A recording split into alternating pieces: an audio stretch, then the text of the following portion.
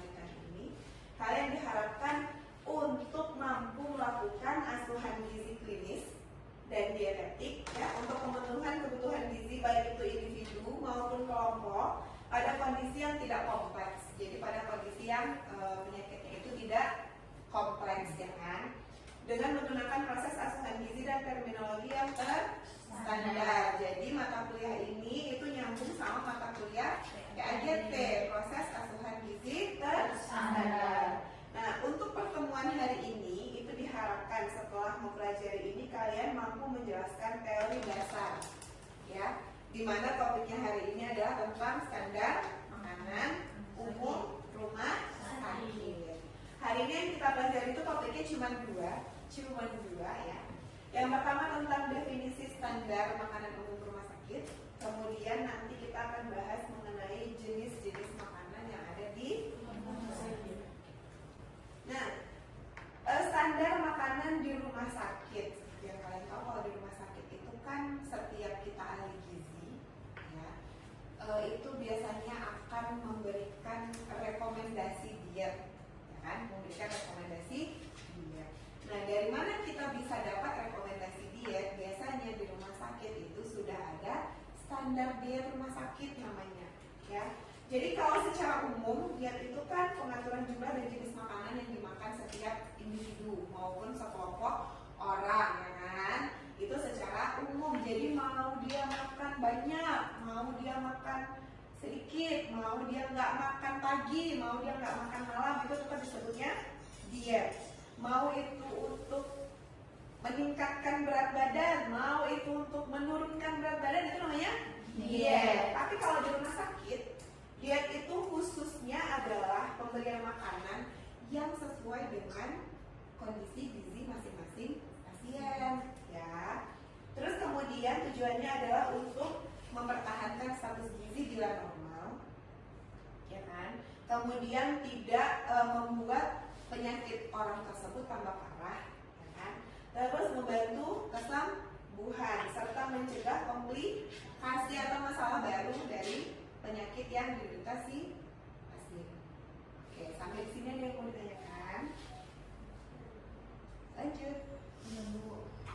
Oke, kenapa perlu ada standar makanan rumah sakit? Ya namanya juga standar ya. Walaupun di situ kondisi pasiennya adalah berbeda-beda, tapi tentu harus ada standarnya sebagai acuan nanti ketika kalian memberikan diet kepada pasien. Yang pertama, tentu saja setiap diet itu harus memenuhi kebutuhan nutrisi setiap pasien. Kemudian harus mempertimbangkan kalori per individu, ya kan? Walaupun nanti jenis diet yang kita kasih itu tidak persis, ya kan, ukurannya sesuai, tapi kita cari yang mendekati. Kemudian secara makronutrien dan mikronutrien juga memenuhi. Kemudian menyesuaikan kondisi medis, penyakitnya apa, ya, diagnosa medisnya apa. Kemudian memudahkan proses penyembuhan dan memastikan bahwa selama di rumah sakit ini pasien tersebut mengkonsumsi makanan yang aman. Oke? Oke, kita lanjut. Syaratnya yang pertama, ya kan, memiliki kandungan gizi yang seimbang. Jadi kalau dia makan makanan rumah sakit itu sudah ada karbohidratnya, proteinnya, ya kan, terus lemaknya, seratnya diatur, ya, bahkan bentuk makanannya pun diatur. Terus yang kemudian yang kedua ya, tekstur dan konsistensi ini harus sesuai dengan kondisi pasien, tergantung penyakitnya. Terus makanan yang disajikan ini mudah dicerna, ya kan, tidak merangsang dan tidak mengandung gas, ya. Terus jadi nggak ada tuh namanya makanan rumah sakit yang terlalu pedas, gitu kan, terlalu asin, ya, atau makan makanan kaleng, itu kan dihindari, ya. Jadi tidak mengandung unsur yang berbahaya seperti pengawet, pewarna, dan lain-lain. Kemudian makanan diupayakan mempunyai cita rasa yang enak dan penampilan menarik, ini paling utama. Kenapa? Namanya juga orang sakit ya. Udah dia sakit, nggak nafsu makan, terus dia ngeliat makanan langsung yang ujung-ujungnya beli makanan di luar. Banyak pasien yang kayak gitu ya. Sampai di sini ada yang mau ditanyakan? Nggak ada, lanjut. Oke, sekarang kita masuk ke topik mengenai jenis makanan yang ada di nasi. Yang pertama, ada namanya makanan biasa atau biasanya kita sebut MB. Makanan biasa, ya. Makanan ini sama seperti makanan sehari-hari. Biasanya itu dia lauk pauknya aneka ragam, terus kemudian bentuknya bervariasi, teksturnya bervariasi, aromanya normal, dalam artian aromanya itu pasti menggugah selera, ya kan? Makanan tetap mudah dicerna dan tidak merangsang saluran pencernaan. Ya. Syarat dietnya apa? Nah, ini biasanya itu diberikan kan pada orang yang tidak ada kondisi khusus apapun. Jadi diberikan dengan kebutuhan yang normal sesuai dengan si pasien, ya kan? Normal aja berapa misalnya kebutuhan kalorinya, ya. Terus nggak ada tuh istilahnya yang kayak rendah garam atau apa, itu nggak ada, ya. Kemudian untuk proteinnya itu cukup, ya, 10-15% dari seluruh kebutuhan energi. Terus kemudian lemaknya itu 20-30% dari total energi, sisanya karbohidrat, ya. Kemudian diberikan cukup vitamin, mineral, air, dan cairan serat. Oke, ada yang mau ditanyakan? Kalau makanan biasa, kalau contohnya bisa dilihat yang biasanya kita makan, ya kan? Ada nasi, terus kemudian lauk, ya kan? Lauknya nggak mesti yang dipilih atau yang nggak ada tulangnya, lauknya bisa pakai yang biasa. Bisa ayam, ikan, daging, karena pasiennya biasanya tanpa keluhan, ya kan? Kadang-kadang ini diberikan pada pasien yang misalnya kayak ibu hamil, ya kan? Ibu hamil dehidrasi misalnya gitu, maka yang diberikan makanan biasa aja, tapi cukup cairan. Oke. Yang kedua, makanan lunak. Namanya juga lunak, teksturnya sudah pasti mudah dikunyah, ditelan, dicerna, gitu ya kan? Ya, biasanya ini diberikan pada pasien yang ada infeksi, ya. Contohnya dia ada demam misalnya gitu, ya. Tapi tidak terlalu tinggi suhunya. Terus kemudian pada pasien yang habis operasi tertentu misalnya gitu, ya, habis operasi itu kan tidak bisa langsung diberikan makanan biasa, kecuali yang operasi saluran cerna, itu baru beda lagi nanti makannya. Kemudian pada pasien yang sulit mengunyah dan menelan, contoh makanan lunak apa?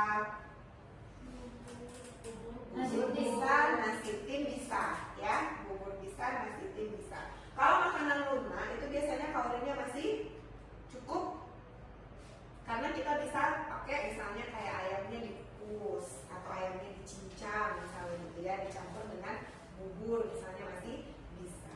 Kemudian ini sesuai dengan keadaan penyakit dan kemampuan makan pasien, ya. Jadi ada pasien yang masih bisa makan ayam per potongan, ada yang harus dicincang, dicampur sama nasi misalnya gitu, ya.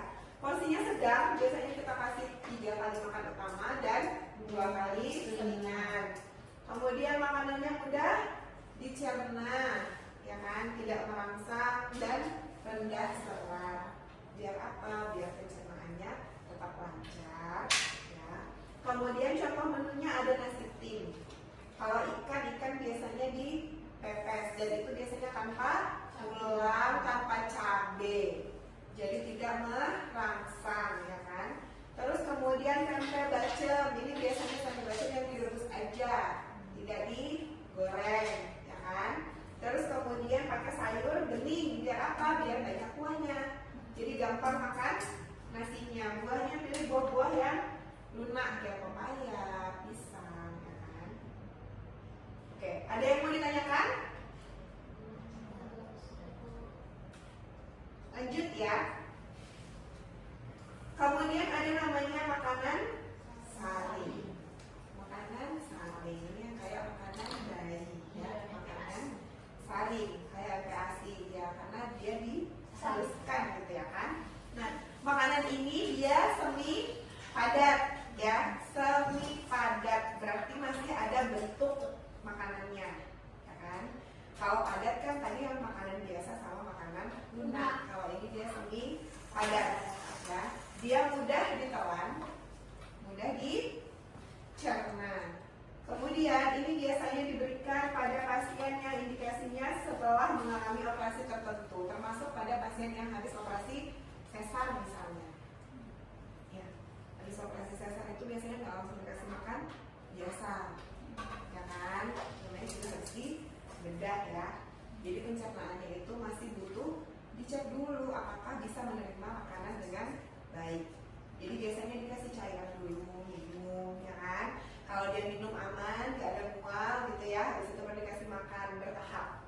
Makanan saring dulu atau makanan lunak dulu gitu ya. Terus kemudian bisa juga diberikan pada pasien dengan infeksi akut, misalnya pada penyakit saluran cerna. Ya, rata-rata memang yang pada penyakit saluran cerna ini kita kasih bubur gitu ya. Terus kemudian pada pasien dengan kesulitan menelan, kesulitan mengunyah. Ya, pada lansia misalnya, ya kan, yang giginya sudah minus gitu ya, itu kan susah mau mengunyah, ya kan, yang paling gampang adalah yang ditelan gitu, selesai, ya. Atau sebagai perpindahan dari makanan cair kental ke makanan lunak. Oke, Ibu, ya. jadi bertanya Bu, kalau untuk makanan saring sama makanan lunak ini kan ibaratnya kayak saling ini ya Bu? Mirip. Iya, mirip Bu. Jadi Bu, kalau misalnya waktu kami ngisi forum PAGT itu kan ada bagian cara apa namanya, Jenis diet. jenis makan apa? Iya, jenis makanan. Jenis makanannya itu berarti langsung kami buat makanan saring gitu? Atau Iya. biasa kan makanan lunak ml gitu. Jadi kalau misalnya kami pilih jenis makanan saring, berarti kami buat makanan saring. Iya. Sebenarnya tergantung juga standar dia di rumah sakitnya. Ada rumah sakit yang bikin makanan saring ini sama dengan makanan lunak. Karena kenapa? Karena biasanya buburnya itu dipisah sama lauk-lauknya. Jadi tetap maksudnya makanan lunak. Pilihannya tim atau bubur. Ada juga yang bikin makanan saring. Kenapa makanan saring? Langsung misalnya kayak makanan lunak atau makanan saring misalnya gitu ya. Kalau makanan saring, kebanyakan itu udah dia campur. Jadi di situ sudah ada protein hewani, sudah ada protein nabati. Terus makanan lunaknya adalah bubur, baru dia saring semuanya. Jadi lebih gampang, lebih kompleks. Satu makanan selesai semuanya. Ya.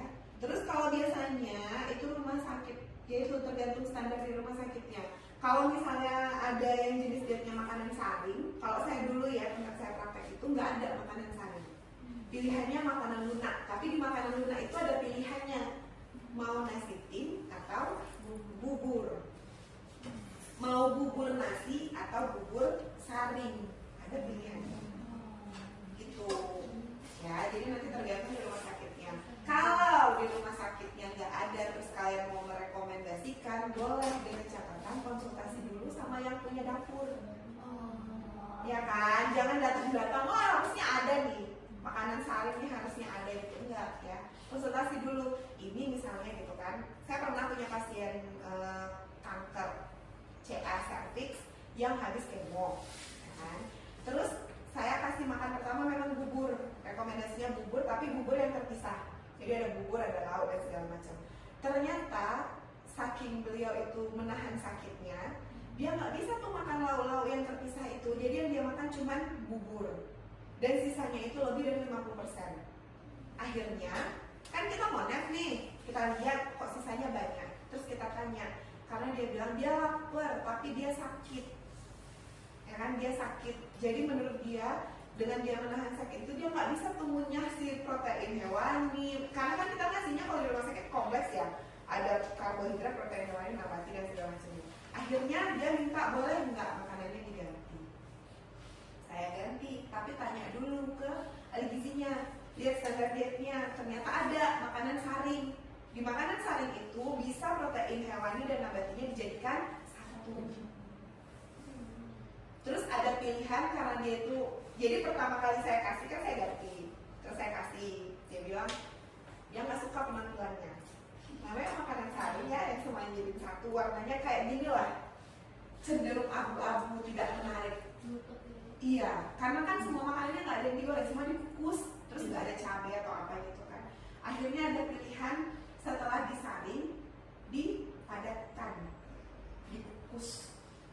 Jadi dia bentuknya kayak lontong kacau tuh, kayak lontong, tapi di dalam situ tuh udah ada daging saya masukkan, udah ada tahu saya masuk. Saya pilihnya tahu, kenapa nggak tempe? Karena tempe waktu menyaring itu agak susah melumatkannya ya, jadi pilihnya tahu yang paling gampang.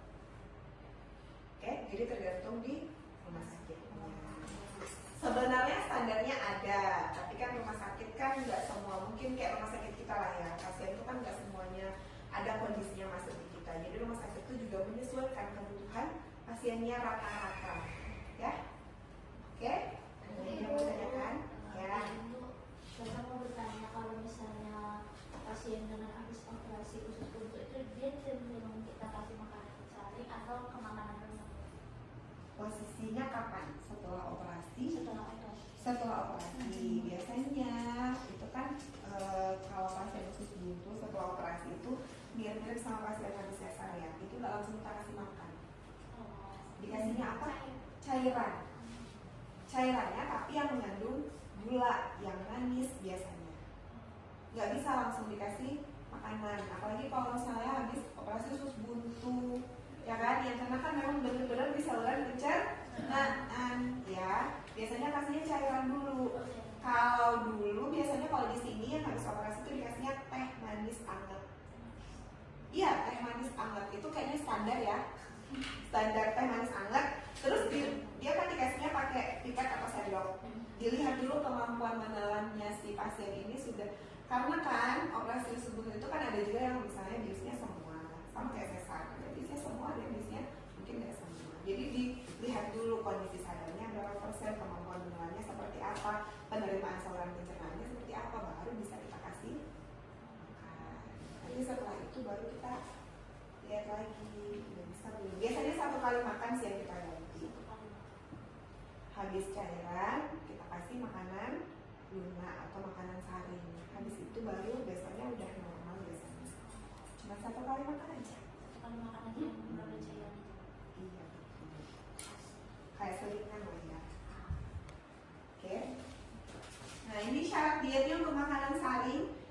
Karena makanan saring ini biasanya rendah serat, ya kan, biar nggak ada ampasnya, ya. Jadi diberikannya itu nggak boleh lama-lama memang, cuman 1-3 hari.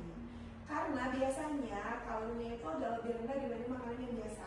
Jadi harus dikasihnya cuma sebentar aja, kayak makanan perantara gitu, antara makanan biasa dengan makanan cair, ya. Jadi kasihnya nggak lama-lama.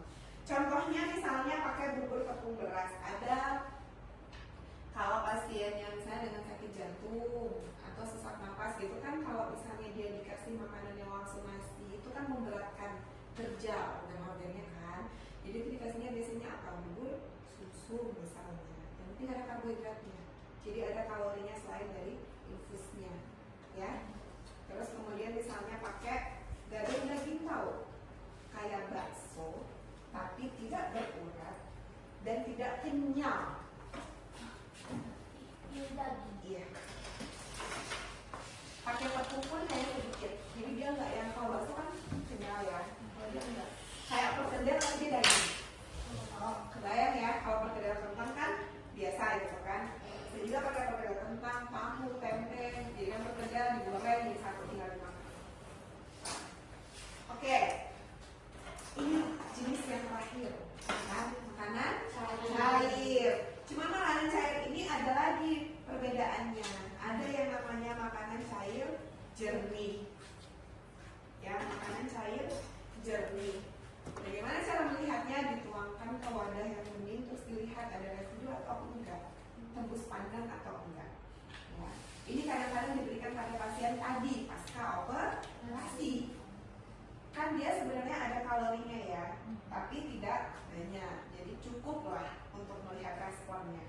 Terus kemudian ini diberikan untuk memenuhi kebutuhan cairan tubuh yang mudah diserap, ya, hanya sedikit meninggalkan residu, kemudian mencegah dehidrasi dan menghilangkan rasa haus. Nah, biasanya diberikan pada pasien pra bedah atau pasca bedah. Kan sebelum operasi kita nggak boleh makan ya, apalagi operasi yang dilakukan di bagian perut, karena kan itu rasanya akan seperti di aduk-aduk.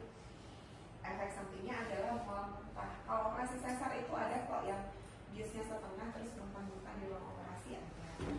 Karena itu rasanya kayak disusun lagi tuh, organ-organnya tuh disusun gitu, disesuaikan posisinya gitu ya kan. Oke, terus kemudian pasien yang ada mual muntah, kadang-kadang kita beri ini dulu ya pada tahap awal sebelum kita lihat kondisi saluran cernanya. Nah, contohnya adalah teh sari buah, bukan jus buah ya, tapi sari buah. Sari buah itu bisa dibikin misalnya kayak buah yang banyak airnya terus pakai juicer, tinggal sarinya. Iya, tanpa ampas. Kalau jus kan di blender ada ampasnya. Terus atau kuah kaldu kayak gini. Kuah kaldu aja. Jadi misalnya kayak daging atau ayam direbus pakai sayur, terus disaring sisa kaldunya dikasih garam sedikit. Habis itu tinggal diminumkan. Boleh, ya kan? Boleh. Boleh. Tergantung pasiennya. Karena udang nih ada risiko ini ya, alergi. Jadi kadang di rumah sakit memang enggak. Kalau kalian lihat seringnya di rumah sakit itu telur, ayam, ikan. Kalau udang tuh soalnya banyak yang alergi. Kalau kelasnya agak menengah ke atas bolehlah ditanyakan ada alergi atau enggak. Jadi biasanya terkasih gitu ya. Oke? Oke. Tadi yang jernih sekarang yang penuh. Jadi dia ini semi padat pada suhu ruang. Terus kemudian biasanya bisa diberikan secara oral, bisa enteral, bisa parenteral. Contohnya kayak gambar yang di samping. Susu, ya kan? Susu.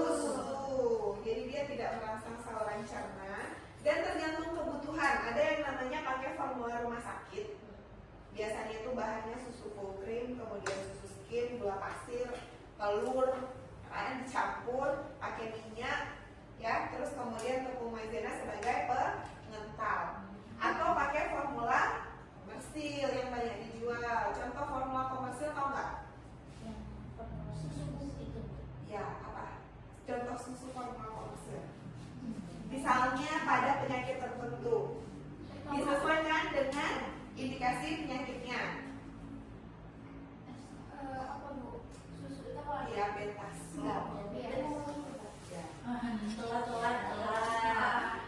Diabetes apa lagi? Ada peptisol ya kan, yang peptidanya sudah dimodifikasi gitu kan, atau diabetasol gitu ya. Itu yang namanya formula komersil. Boleh nggak dikasih sama pasien di rumah sakit? Boleh aja, tergantung indikasi penyakitnya ya kan. Oke. Nah ini biasanya kalorinya juga minimal ya, karena nggak boleh diberikan dalam waktu yang lama. Kalau pada pasien diabetes pun, ketika daya terimanya sudah bagus, ini diberikan sebagai selingan karena kalian coba. Makannya harus tetap makanan biasa. Tetap makan biasa. Kecuali dia kondisi medis khusus ya, misalnya kayak dia tidak sadarkan diri atau apalagi dia ada kesulitan menelan. Kalau menelan dia tersedak, itu baru pakainya susu. Terus kemudian ada juga makanan cair kental. Jadi dia di suhu kamar itu bentuknya kental, kayak susu kental manis. Tapi bukan susu kental manis. Kayak kalau kalian beli kopi yang di atasnya ada krimnya. Krimnya pun kan dibilang cair, enggak cair, tapi dibilang padat, enggak padat seperti puding ya kan? Nah, kayak gitu bentuknya. Kayak yogurt, mirip tapi lebih padat sedikit. Biasanya tuh dikentalkan pakai tepung maizena sih, atau pakai gelatin kayak puding. Mirip, kalau whipped cream itu kan krim ya, dia bentuknya masih cairan tapi kental, makanya dibilang kayak yogurt. Beda kan yogurt, tekstur yogurt sama tekstur whipped cream. Beda ya. Makanan ini sebaiknya cairannya cukup, jadi dia dapat mempertahankan keseimbangan cairan tubuh. Ini biasanya diberikan pada pasien dengan peradangan kelompok kerongkongan, ya, ulkus peptikum atau gangguan motorik pada rongga mulut yang biasa, sulit menelan, sulit Syaratnya ini adalah dia harus mudah ditelan, tapi dia lebih kental daripada air. Di kerongkongan tidak meninggalkan residu. Ya, jadi nggak ada yang harus dikunyah sama sekali. Kemudian tidak merangsang saluran cerna. Ya, cukup energi dan protein. Kemudian diberikan dengan porsi sering 2-3 jam dalam waktu 12 jam. Ya. Makanan ini dapat dibuat dari makanan cair penuh yang dikentalkan dengan gelatin, misalnya susu dikasih gelatin jadinya kayak puding kan.